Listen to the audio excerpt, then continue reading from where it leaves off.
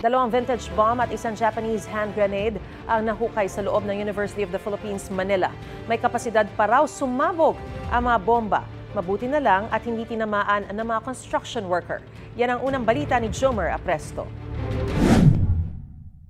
Nahukay ang ilang vintage bombs sa isang construction site sa loob ng College of Medicine ng UP Manila kahapon. Ayon sa District Explosive and K9 Unit ng Manila Police District, nasa 3 talampakan ang lalim ng pagkakabaon ng mga bomba nang matagpuan ng mga construction worker.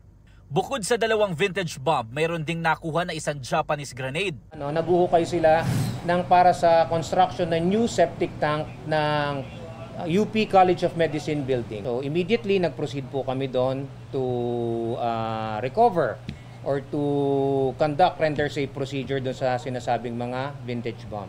Agad pinalika sa mga empleyado ng universidad at mga construction worker at kinordona ng paligid at maingat na kinuha ang mga bomba. Sabi ng mga otoridad, kung napasobra ang paghukay at tinamaan ng mga bomba, posibleng na-trigger at sumabog ang mga ito. Kung nagkataong sumabog, posibleng umabot daw sa mahigit 16 meters o hanggang sa bahagi ng Taft Avenue ang lawak ng pinsala. Delikado pa rin kasi hindi naman ibig sabihin na natatagpuan natin na in corroded condition siya, kalawang, wala na siyang explosive filler sa loob.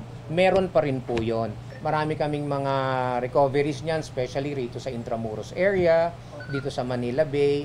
Alam niyo na, yung may history siya ng pinagdausan ng ano. Okay.